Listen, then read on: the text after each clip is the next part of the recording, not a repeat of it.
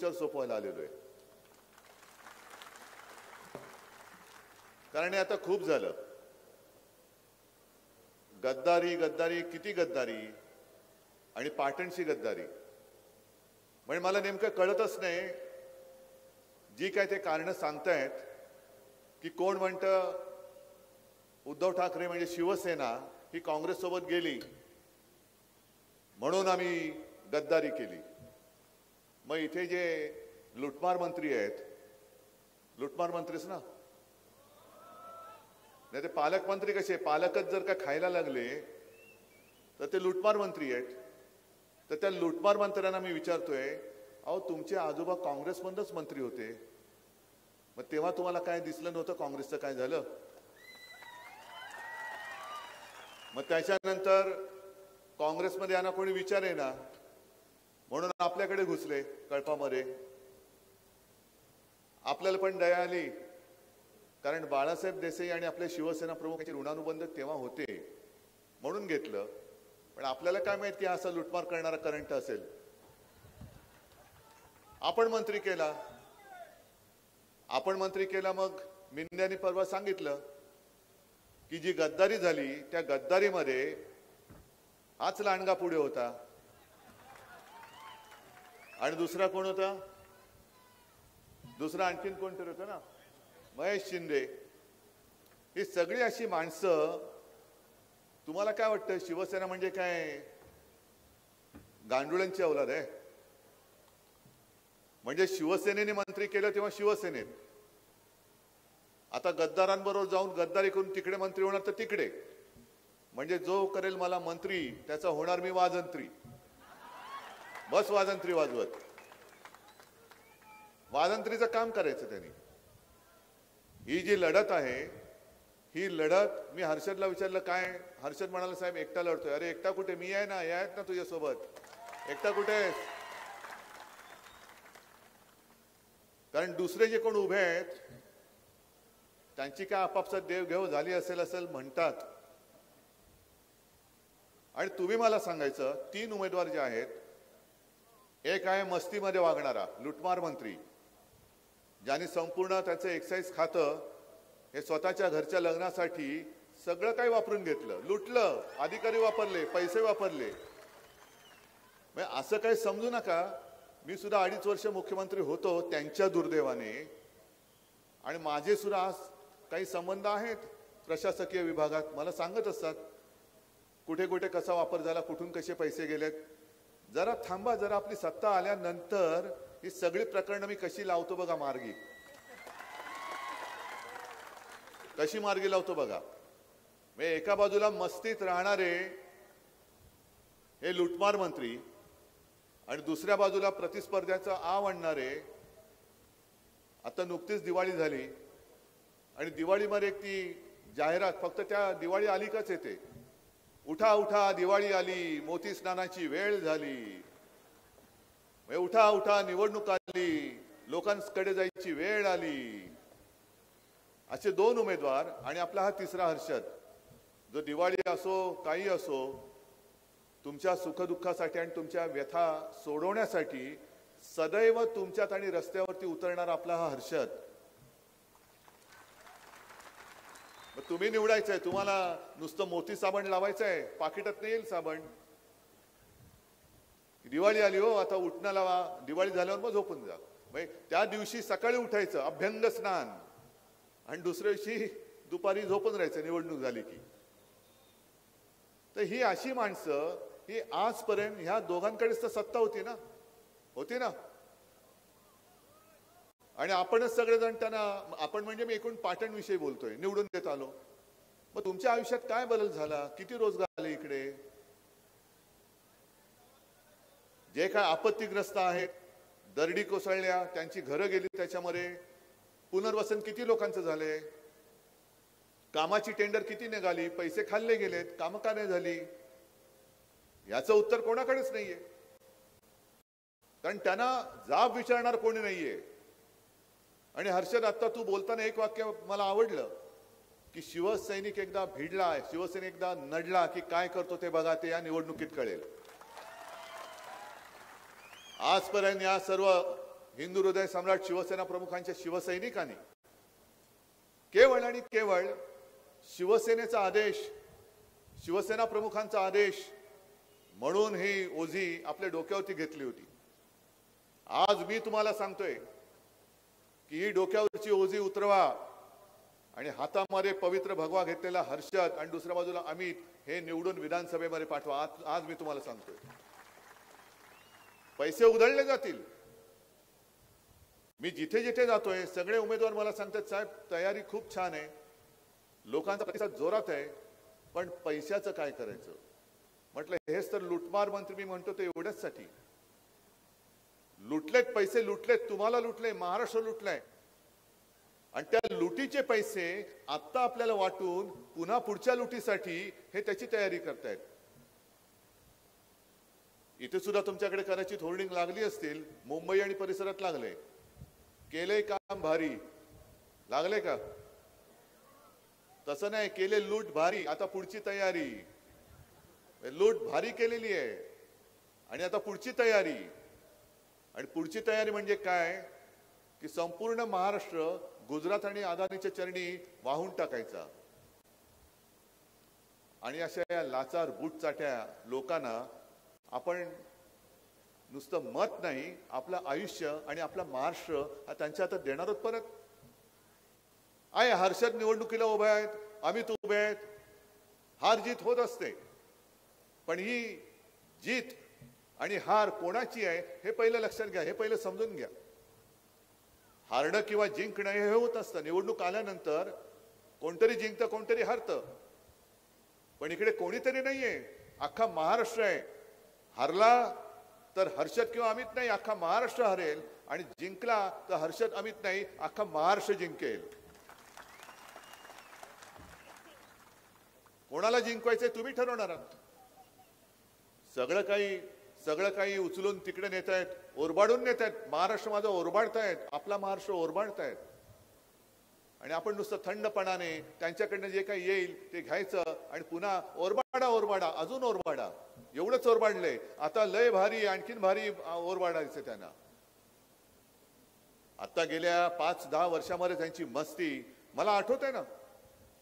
सुरुवातीला जेव्हा हे धेंड शिवसेनेमध्ये आलं तेव्हा कसं होतं, म्हणजे आता तुम्ही जे म्हणताय की आता वाकणं झुकणं सगळं सुरू आहे. पण दुर्दैवाने पुन्हा निवडून आले तर असे ताट होतात की सरळ उचलायचं आणि घेऊन जायचं, एवढे ताट होतात. नाही म्हणजे कार्यक्रमाला, बाकी तसं माझा काय उद्देश नव्हता ताट होण्याचा. नंतर मग तुम्हाला ओळखत नाहीत. आता पाया पडतील मावशी, आजी, काका, मामा, आजोबा. आणि नंतर झाल्यावर मग हडफोड करणारी लोक. ज्या वेळेला तुमच्या समोर येतील त्यांना विचारा की आज सुद्धा माझ्या मुलाला नोकरी का नाही, मुलीला नोकरी का नाही, शिक्षण का नाही मिळत, उद्योगधंदे महाराष्ट्रामध्ये या पाटणमध्ये का नाही आणले. काय उत्तर आहे. आणि तुम्हाला काय वाटतं, ज्या मिंधेनी शिवसेनेशी गद्दारी केली त्याला सगळं दिलं होतं, यांना सुद्धा मी दिलं होतं. मी होम मिनिस्टर केलं होतं यांना. आणि तो होम मिनिस्टर आदेश बांदेकर सारखा नाही, आदेश तर आपलं काम करतोय. याला होम मिनिस्टर केलं, यांनी त्या होम मिनिस्ट्रीचा दुरुपयोग केला, पोलीस खातं वापरलं आणि गद्दारांना पळून जायला मदत केली, ढोकळा खायला. का रे, तुला आमचं काय इथलं गरम पडतं जेवण, रस्सा तिखट असतो, तुला काय त्रास होतो की काय, की सुरतेला गेलास डायरेक्ट ढोकळा खायला, तिकडनं गुवाहाटीला गेला. मग तुला जर का माझ्या महाराष्ट्राचं जेवण पचत नसेल तर तू गुजरातला जाऊन राहा, महाराष्ट्रात येऊन निवडणूक लढवूच नको ना. जा तिकडे ढोकळा गाठ्या सेव फाफडा खात राहा तू. पण नुसतं ढोकळा नाही खात, आता महाराष्ट्र खात आहे. मी जिथे जिथे जातोय तिकडे सगळीकडे एकच नाव, महाराष्ट्र कोणाच्या घशात घातला जातोय, मुंबई कोणाच्या घशात घातली जाते. तुम्ही सांगा जरा जोरात. मग इथपर्यंत तुमच्या ह्या सगळ्या गोष्टी तुमच्यापर्यंत आलेल्या आहेत. मुंबई तर मी अदानीच्या घशातनं काढलीच समजा तुम्ही, मी नाही गिळू देणार. त्यांचे 4-5 दिवस राहिलेत, एकदा का 23 तारखेला निकाल लागू दे. अदानीच्या घशात घातलेली मुंबईच नाही तर महाराष्ट्रातले बाकीचे जे काही प्रकल्प जे घातलेत ते मी अदानीच्या घशातनं काढून पुन्हा माझ्या महाराष्ट्राला देईन. मी प्रचाराची सुरुवात केली, कोल्हापूरच्या अंबामातेचं दर्शन घेतलं आणि KP पाटलांच्या प्रचाराला गेलो राधानगरी. आणि माझ्या ध्यानीमनी नव्हतं, मी व्यासपीठावरती बसलो होतो, उमेदवार बोलतायत आणि बोलता बोलता ते पटकन बोलून गेले, साहेब आमच्या इथलं पाणी सुद्धा अदानीला विकलं. मी चमकून बघितलं, अरे मला वाटलं फक्त मुंबई ह्यांना दिलेली आहे, तर कोल्हापूरचं पाणी, तिथलं पाणी सुद्धा अदानीला दिले. विदर्भामध्ये गेलं, चंद्रपूर म्हणजे कुठे आला जिल्हा, जसं आपण चांदा ते बांदा म्हणतो, म्हणजे दोन टोकाची टोकई ठिकाणं. तिथल्या लोकांनी सांगितले, साहेब आमच्याकडच्या खाणी आणि शाळा अदानीला दिलेल्या आहेत. कोण आहे कोण अदानी? मग इथे सुद्धा जे काही शेतकरी असतील, अरे बाबांनो, उद्या तुमच्या सातबाऱ्यावरती जर अदानीचं नाव ह्यांनी जोर जबरदस्ती लावलं आणि ह्या लुटमार मंत्र्यांनी अदानीकडनं पैसे खाऊन जर तुमचं नाव त्याच्यावरती लावलं, तर तुम्ही दात कोणाकडे मागणार? कारण सरकार त्यांचं असेल. बसलेत दोन शेठ लोक तिकडे, हे दोघही जण त्यांच्यामुळे हे मातलेत. आणि आपलं सरकार का पडलं? उद्धव बाळासाहेब ठाकरे यांचं सरकार का पडलं? काल परवाकडे मोदी बाबा येऊन गेले आणि मला आव्हान दिलं त्यांनी, उद्धवजी नाव नाही घेतलं, हल्ली नाव घ्यायला घाबरतात. कारण गेल्या लोकसभेत त्यांनी मला नकली संतान बोलल्यावरती महाराष्ट्राने अशी काय पेकटात भाजपच्या लाथ आणले, अजूनही चोळत बसलेत. आणि म्हणून त्यांनी मला सांगितलं की शहजादे के मुंह से, म्हणजे कोण, राहुल गांधींच्या मुखातून बाळासाहेबांबद्दल 2 शब्द चांगले बोलून दाखवा.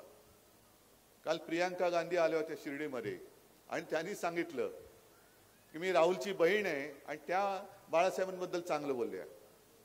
म्हणजे घातले ना भाजपचे दात त्यांच्याच घशात घातले. हे भाजपची नीती आहे, तोडाफोडा आणि राज्य करा. त्यांनी सरकार गद्दारी करून का पाडलं?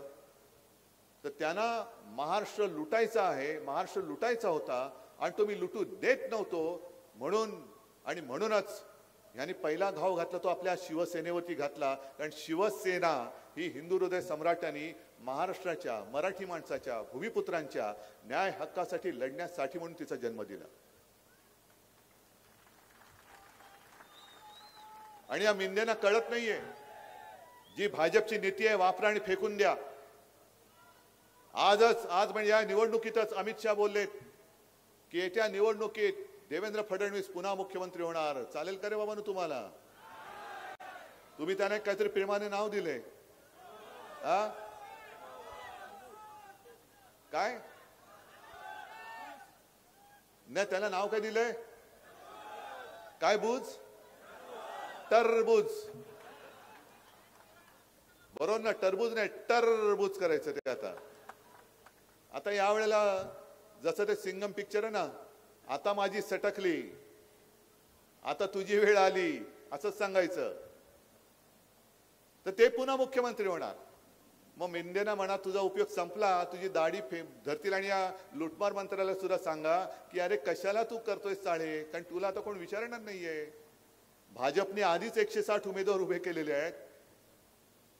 जसं आपल्याकडे याने एक अपक्ष उभा केला आपल्या हर्षदला पाडायला, हे नाटक आहे, हे नाटक आहे. इकडे काँग्रेसची लोक आलेत, त्यांना मी धन्यवाद देतोय. राष्ट्रवादीचे आले असतील त्यांनाही धन्यवाद देतोय.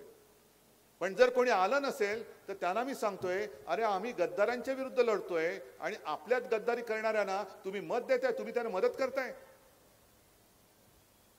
मी असं कुठे केलेलं नाहीये की महाविकास आघाडीचा उमेदवार उभा आहे आणि मी आतून कुठेतरी निरोप पाठवलेत की हा नाही याला मदत करा, कारण माझ्या रक्तामध्ये गद्दारी नाहीच आहे. जर कोणाच्या रक्तात गद्दारी असेल तर तो अपक्षाला मदत करेल, मग फरक काय? याला आपण गद्दार म्हणतोय, तुम्ही हा भगवा घेऊन पुढे चाललेला उमेदवार आहे, तरुण आहे, त्याला पाडण्यासाठी अपक्षाचं बुजगावणं उभं करताय आणि गद्दारी करून त्याला मत द्या म्हणून सांगताय. मग ही गद्दारी नाही तर दुसरं काय आहे? ही गद्दारी आहे. आणि जे कोणी आपल्या भगव्याच्या आड येतील आणि अपक्षाला मदत करतील, हे सुद्धा यापुढे गद्दार म्हणूनच महाराष्ट्र त्यांना ओळखेल. आणि मी त्याही उमेदवारांना पहिलं काम आहे माझं विनंती करणं की तुम्ही महाराष्ट्रद्रोह्यांना मदत करू नका, कारण ही लढाई, ही निवडणूक ही केवळ महाविकास आघाडी, महायुती किंवा महाझुटी किंवा महालुटी असं नाहीये. ही महाराष्ट्रद्रोही आणि महाराष्ट्र प्रेमी अशी ही निवडणूक आहे आणि उघड उघड आम्ही लढतो आहोत.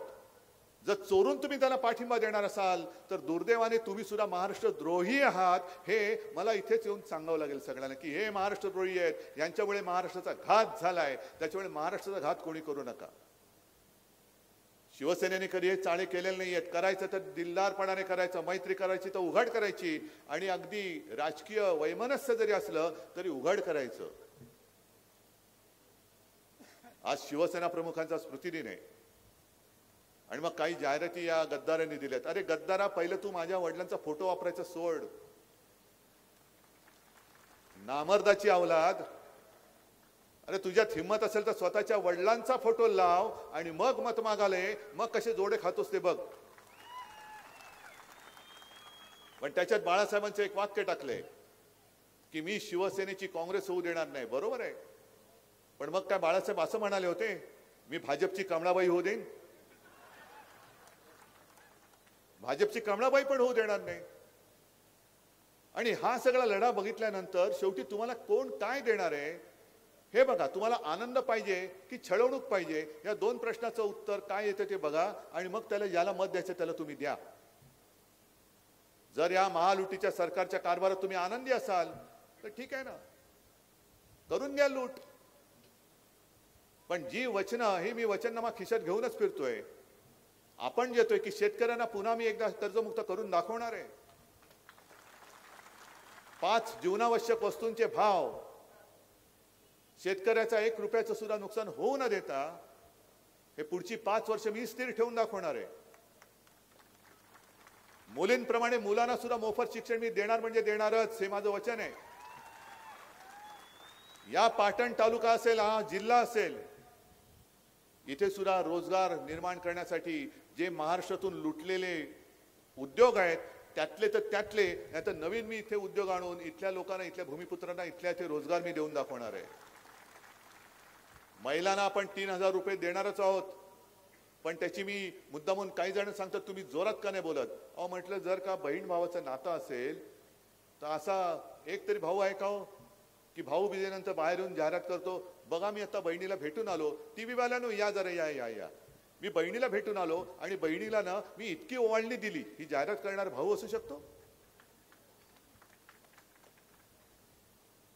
मनामध्ये भाव पाहिजे.